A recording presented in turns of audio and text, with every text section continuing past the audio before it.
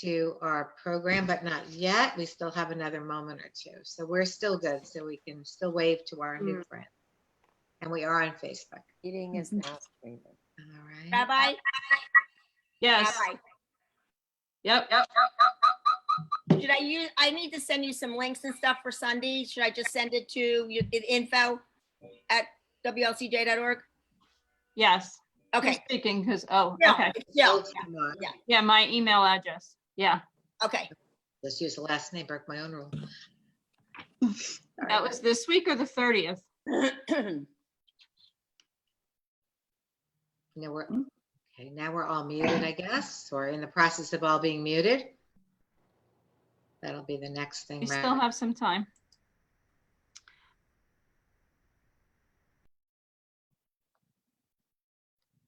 Right, Jill, thank you. I just need to know the exact time also.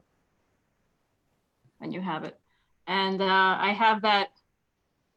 Marion? Everything's on the, everything will be on the thing I send you, but I just need the topic, but I'll email you and we'll talk. Okay, very good. Yeah.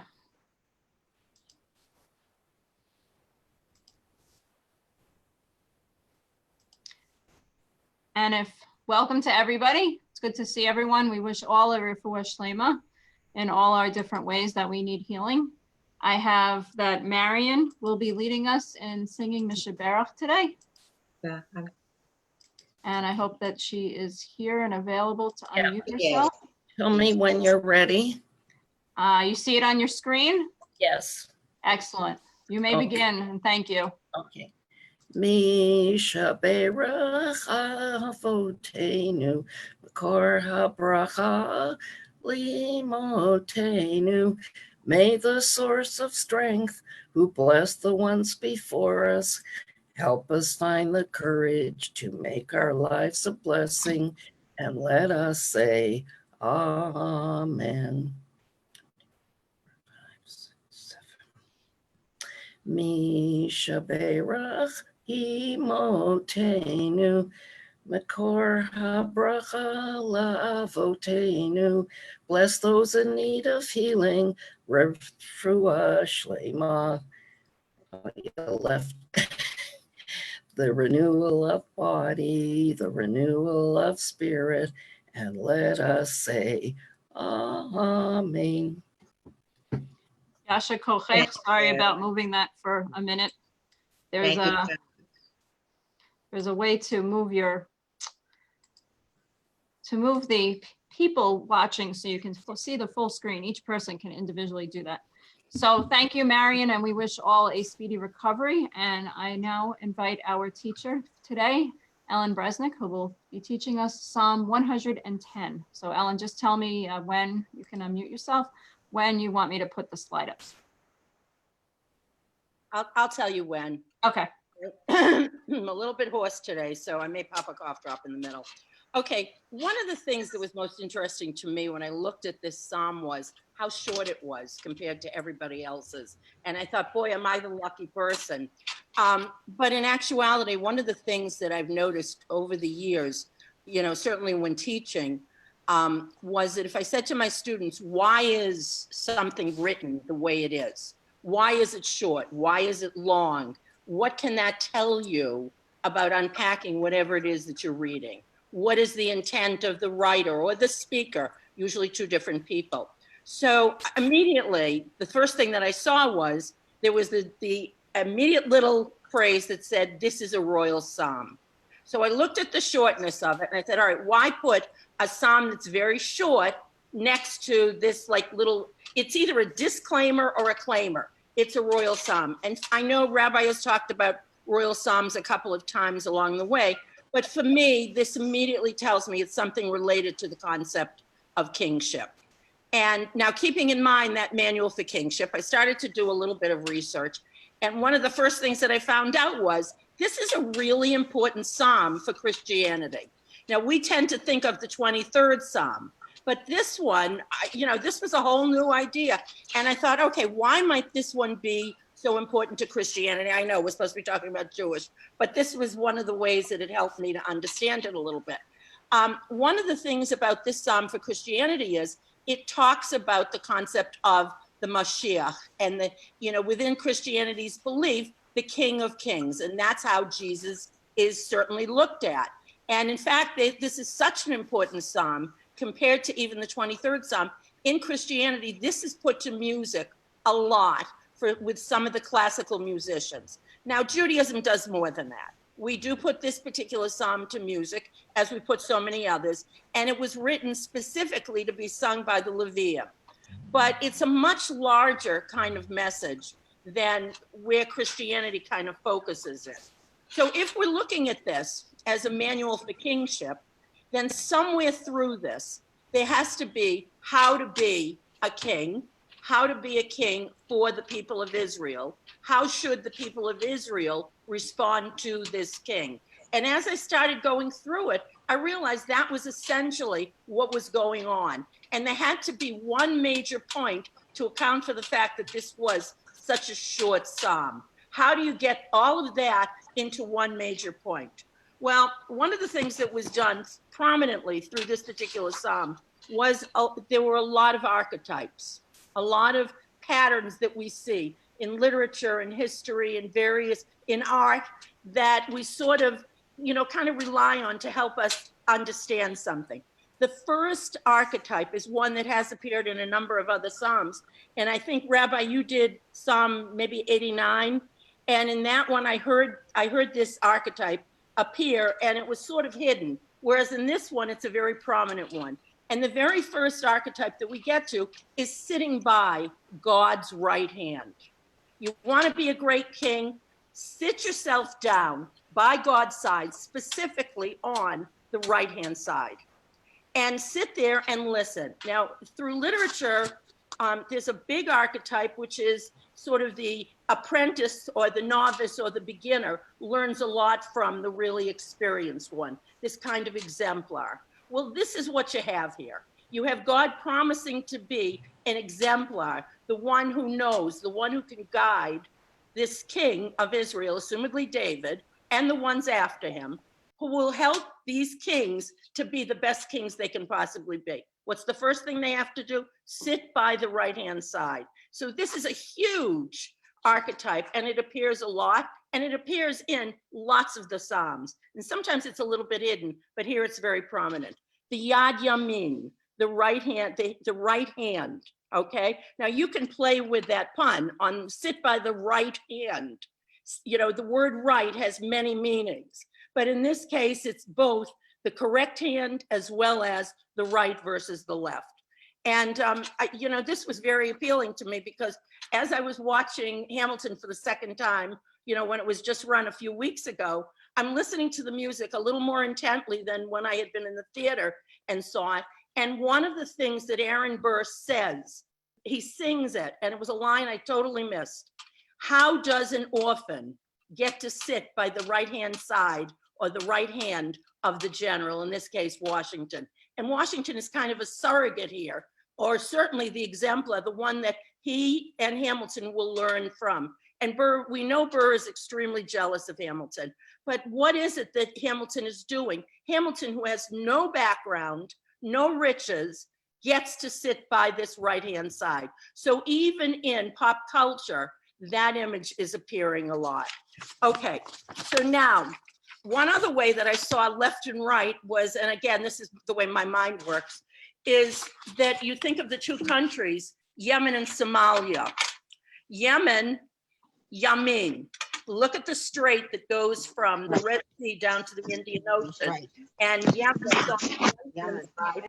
Somalia is Somal, the left hand of Yah, God.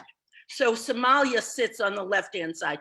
Clearly through a lot of the Semitic languages, you have some of these words that show up over and over again. So it's a very prominent archetype that's here to focus on that right-hand side. All right, Rabbi, let's go to the slides. All right, so the first thing we have is a Psalm of David. The Lord said to God's chosen leader, all right, we're talking kingship. So this is a chosen leader. Sit at my right hand while I make your enemies your footstool. All right, now, again, back to the news, back to pop culture. And not even pop culture, this is really in the news. When we look at those visual images, okay, of what is happening, and certainly the Black Lives Matter and the things that we see in the news all the time, I will make your enemies your footstool. Well, what's the implication? If you sit at my right hand, I will protect you. I will protect you as a nation, because your king personifies your nation, and I will protect you as a king. I will make your enemies your footstool. I will suppress. I will make your enemies subservient. I will do whatever I have to do, literally and figuratively, to get my feet on the neck of your enemies. Now, the other day on Lois's movie class, I heard somebody say, oh, Ruth Bader Ginsburg, Justice Ginsburg, used that expression. It was right in the chat, to put the feet on the neck of whoever is being persecuted against. Okay, bad English, but basically that's what's happening. And no, it actually was not Ruth Bader Ginsburg, as much as we might like it, but it's from the time of the pharaohs. And there were numerous murals that were done in Pharaoh's time, where it shows the pharaohs actually sitting on the feet, the necks of their enemies. And you can see it. This has been a punishment literally and figuratively for a very, very long time. So here's this manual of kingship. Sit by the right-hand side. I will protect you from your enemies. You have no problem with sitting there. I will take care of you and protect you and your nation if you do this. Now, the next one. The Lord will stretch forth from Zion your mighty scepter, hold sway over your enemies. While you're sitting there on the right side and while I'm defeating your enemies, I'm going to make you so special that I will give you this land. I will stretch forth from Zion, and your power and everything will come under God's protection, and you will have this extensive piece of land. And I will be your mighty scepter. There's something that's specifically related to kingship. The scepter, and generally weapons were held in the right hand. So that was the kind of thing that you even see that being reinforced. I will hold sway over your enemies. Now, what are we getting here? We're getting the idea of protecting the nation, be the best king you can be if you do this. We're getting promises from God that you will be given this land, you know, do all these things, one God. What do we have? We have the covenant. We have the bridge. We have everything that becomes the center of everything that is Jewish and what we accept as Jews. So, you know, you see this with the Brit right here, with this covenant. It's not said outright, but it's certainly implied in a lot of different directions. Your people, number 3, your people come forward willingly on your day of battle. In majestic holiness, from the womb, from the dawn, yours was the dew of youth. All right, so if David is a young king, somebody needs to mute. If David was a young king and he had any doubts, and his people was a young people, and clearly they were, we've got this archetypal birth image here. And it's another little archetype, certainly, of a kind of creation story, where the nation is described as coming from the womb of either, and Rabbi has made mention to this a number of times, an anthropomorphized God, or a God that is given human characteristics. So David needs reassurance at this point for what he's doing as king at the moment. Then he's getting one, because he's been told right here that he's facilitating the birth of his people. Now imagine him sitting on the right-hand side, listening to all this, learning about the covenant, and then learning he is part of the birth of this people. He needs to feel important. He needs to have some of these doubts alleviated. This is what's happening. And both the people and David need to hear at this point what God has to tell them. David learns. He'll be okay, even though he and the nation are young, if he follows what God has to say, if he follows this manual, again, which is in effect the covenant. And they will come forward willingly on the day of battle. So, you know, the people will support you if you do all of these things, even if it's a battle situation, even if it's a situation that could, you know, perhaps be really, really difficult. All right, number 4. The Lord has sworn and will not relent. You are a priest forever, a rightful ruler by my decree. All right, this gets very interesting because if we're talking about all the things that the king needs to remember and the king needs to do, this is a new element. It's actually two specific jobs, two very different jobs that are mentioned here. As a king, you should be, the slides just disappeared. Do you have them? There we go. Okay. You will be the political leader. You will be the rightful ruler by my decree if you do all these things. If you sit by the right-hand side and you listen to me and you teach the people and the people learn from you and so on and so forth, you'll be that great political leader. I'll ensure that this happens. But the other element that's here is you will be a priest forever. And we know, certainly in Saul's time, just before David, in David's time, much of the moral character that was here was missing. And it was not handled by the king. Rather, it was handled by Shmuel. And after David, a lot of the prophets, and we know later on, we read about Elijah, Eliyahu, we read about his follower, Elisha, we read about all these very corrupt kings and so on and so forth. But you are a priest forever. So what's the ideal here for a king? To be the political leader, to be the rightful ruler, but also to be that moral center. And we don't have it up to this point. We have the job sort of split in two. So ideally, that would be great for a king. Now, later on up the line, who has both of these? Who combines both of these? Ideally, it will be the Mashiach, when the Mashiach comes. For Christianity, that's taken care of already. But for Judaism, not so much, okay? And we wait for the Mashiach to come. Now, interestingly enough, at the very end of line 4, in the Hebrew, he uses the words, or whoever is writing uses Malchit Tzedek. And Malchit Tzedek combines the two words that we would hope that a king would have, a good king would have. One is Tzedek, which means righteousness, and is part of the whole root of that family, it's tzedakah and everything else. And then you've got Malki, which comes from Melech, or king. And so there are the two jobs, basically, that a terrific, fabulous king would have. Now, during Abraham's time, there were some other implications to this. During Abraham's time, there were a number of kings, we know this, that bothered Abraham as he was sort of trekking across and moving out of Ur to all the various places that he went.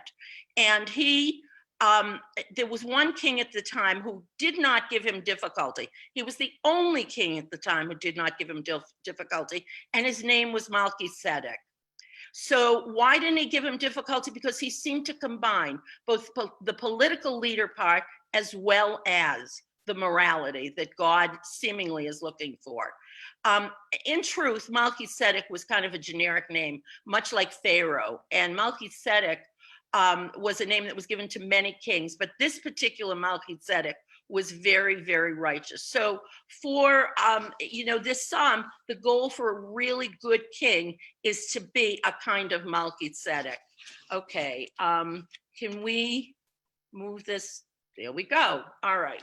Now, back at the Lord is at your right hand. We got a problem here. Now, who's at the right hand? God. So in some way, there's been a movement here.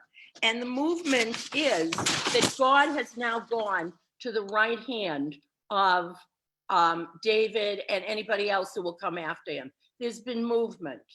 And when that happens, when God moves to the right hand, it's not that David is moving in any way. David or kings after him will sort of stay where they are. God will move around to the right hand. And who's on the right-hand side of God? The Mashiach. So in the time of the Mashiach, God will move to the middle between the two of them. And I think this is where Christianity kind of drops in. You see 3. So of course, for Christianity, this becomes the Trinity in effect. But Judaism, we get the Mashiach and we get God. Even though we talk about the king being at sort of the left of God, which by the way is another archetype, There's your Somalia or the left of God. And through literature, you get loads and loads of literature that sort of has the left of God. There's a young adult author, Ursula Le Guin. One of her books is, I believe it's called The Left Hand of God, very specifically. So that's an archetype where it's not a dishonor in any way to be at the left hand of God, but in effect, there's some movement here, and God moves in the middle between the king and the Mashiach. Assumedly, the king, once the Mashiach comes, the king will disappear. So we've got some of that movement here, and it's really an implication that, you know, the Mashiach is coming along at some point. And we know that David is very concerned with all of this, because the one thing that David wants more than anything is to build the temple, and he knows that that's not going to happen. So he is kind of, you know, paying attention. Well, all right, if the kings of Israel end up on the left-hand side of God, then assumedly it's not such a terrible place. You know, he knows that he will not be doing any of these things as a king, so he's going to listen to anything that God says. He knows that it'll be up to Solomon to build the temple, but he'll do whatever he can at this point, wherever God tells him to be, and he'll do it. You know, even if he's having some issues, and, you know, and the rabbi has talked a lot about mental issues and so forth, potentially, he'll follow. So this manual is really becoming very, very important. Now it says, God works judgment upon the nations, heaping up bodies, crushing heads far and wide. So we've got, again, the pun on the word heads. God will come and God will help the king. God is going to do the fighting. We're back to that. God is going to do the fighting for the king. He'll heap up the bodies. He'll crush the heads. He's going to get rid of the heads of all these, literally, possibly, but definitely figuratively. He'll get rid of the heads of these governments, and he will make it so that the people of Israel will be in a peaceful place here, and they will be able to go on and build that temple and do the things that they need to do. Now, at the very last line, we get some confirmation for David as to what his importance will be. God drinks from the stream on one's way. Therefore, one holds one's head high. One of the things that the soldiers did immediately after fighting in a battle was go to get some water. They were thirsty. It was dry. I can appreciate that now. I live in the desert. It's hot. So at any rate, you know, that was a very physical kind of thing that they did, but it was also a very symbolic thing. When they scooped their hands down, assumedly the right hand, to take the water, it was a way of implying that they had conquered whatever it was they had to conquer, whatever people, whatever nation, and so forth. So when David hears this, assumedly, God is telling him, David, you have done this numerous times. You know that you have been that warrior king, the battle king, the king that will ensure ultimately that the Mashiach will come, that will ultimately ensure that the temple will be built. You will hold your head high, because from the stream, it's a little symbolic, from the stream of water will come your family line. And what will your family line be? Your family line will ensure that the Mashiach comes from that family. So he's going to go out of this psalm thinking, okay, he may not get to build the temple. He may not get to do the things that he wanted to do. He may have numerous self-doubts about, you know, whether he's a good ruler or not. But this psalm is ensuring that, number one, he's getting the covenant. God is making that promise. God is not going to pull back that promise. And God will help him and the nation to get to the Mashiach. For a short psalm, it has a lot of stuff in it. I'm done. Thank you, Ellen. Fabulous. Thank you. Yasher Kochech. See, you can get a lot done in a brevity. King David showed that in Ellen, Yasher Kochech. Wonderful. Thank you. Thank Today you. I have that Mimi will be reading our list for Kaddish, and Paula Ferguson will be leading us in the recitation of the Kaddish said together and slowly. And I know Mimi has on the list, but I'll just reiterate it as well, that our fearless founders, yahrzeit is today. Matilda Schechter's yahrzeit is today. So, Mimi. Thank you. Today we remember our founder, Matilda Schechter, Evelyn Seelig, Sue Press, Leona Elligberg, Jesus Balenia, David Copland, Louis Hoser, Ivan Stanton, Julie Wynn, Louis Berlin, Hilda Stern, Sylvia Krause, Hope Dellen, Jack Honowitz, Cy Kane, Mina Asserson, Richard Marhit, Lillian Rappaport, Eden Rich, Edan Ronan Greenstein, Susan Berman Levine, Avraham Ben Hirschlieb, Lillian Tobias, Alicia Nimsura, Helen Goldberg, Mark Schwartz, Dr. J. Marlin, Linda Hornick, Rabbi Sigma Faye Corin, Donna Spector, Samuel Ben Chaim, Andrew Curtis, Rabbi Ken Roseman, Hannah Rich, Stephen Lazarus, Moshe Miller, Stephen Carlin, Richard Malik, Doris Kaufman Shaman, Benjamin Zisserman, Moshe Eliezer, Thornton Soup Saferstein, Dr. Merle Goldman, Moshe Shraga HaKohen Ben Batyamina, Herb Lubars, Rita Rifkin Liebman, Julie Horwich, Allison Stopelth Weaver, Harold I. Abramson, Faye Grossman, Judy Berger, Madeline Saul, Peter Letterman, Vera Gittin, Rabbi Micah Kaplan, Russell Bay, Nisan Yisrael Bat Yaakov Aryeh, Sarah Bat Avraham, Raymond Raskin, Staff Sergeant Adiel Fischler, Raymond Sassoon, Nachman Ben Leah, Dolores Megan, Phyllis Haas, Devorah Bat Albert Miller, Ruth Wolf, Joan Sitver, Hannah Bat Shimon Vicarline, Helen Rose, Leah Barker, David Adler, Robert Thorpe, Lucy Martin, Robbie Cohen, Margot Grossbein, Florence Lotstein, Pinchas Mendel Bet Yaakov V'Rachel, Sam Shmuel, Rabbi Shalom Hecht, Rosamund Adler, Joan Steiner, Michael Silverman, Miriam Lehman, Larry Gamulka, Ellen Babbitt, Dr. Stephen C. Schreiber, Michael Barr, Adrienne Villa, Waylon Beth Wingen, Lucille Vey, Rabbi Adine Steinsaltz, Leon Haft. May their memories be for a blessing. Thank you. And do we have any other names of anyone else who has a yahrzeit today? You can unmute yourself at this time if you do have a yahrzeit or someone who you're now saying Kaddish for. If you could rise at this time and also unmute yourself.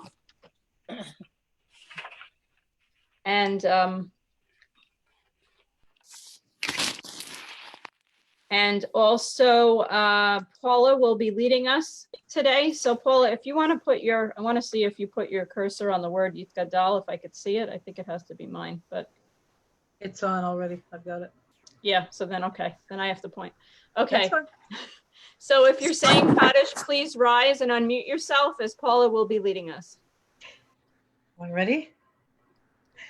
Yiskadal, Oh, Yiskadash, Shemei Rabbah, Dalma, Yivra, Yusei, V'yamlich, Malchusei, Chayechon, V'yamechon, Uv'chaye, Techol Israel, Aga, Uzman, Kariv, Imaru, Amen. Yehi, Shmei, Abba, Mevorach, Le'olam, Uleomei, Amaya.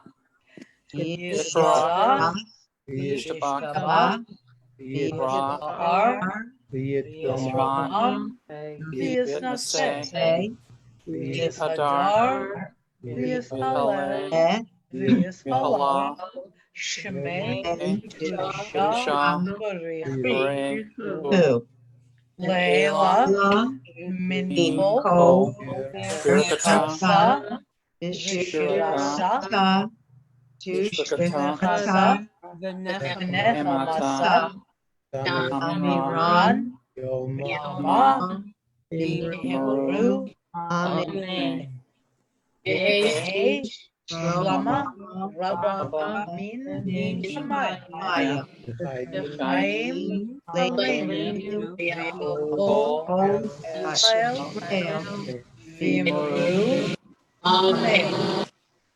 Oseh, Shalom, V'Bramav, Hu, Ya'aseh Shalom, Aleinu, Ya'al, Israel, V'Imru, Amen. Amen. Yasher Koach, everyone. Ruchim Tehiyu. Paula Yasher Kochech to you. Thank you for leading us. Mimi, thank you for reading the list. Ellen, thank you for teaching us today, and to Marion for leading us in the Mishaberach, and we pray for healing for all. So I'm going to just do